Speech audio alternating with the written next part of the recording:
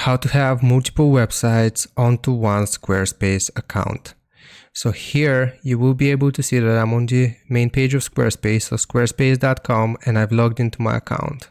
If we want to have multiple websites, we will click on our profile icon here, and then we will go to the account dashboard. This will load a list of all of our websites. So currently I have one, but if I want to create a new one, I will click on create website right here.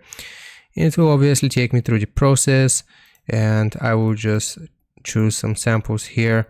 We can choose a professional designed template. So I'll choose one, and let's say I want to go with this one.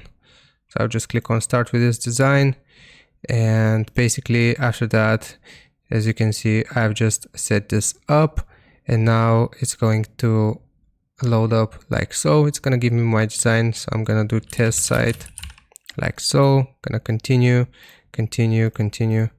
again, and right here I have this test site created.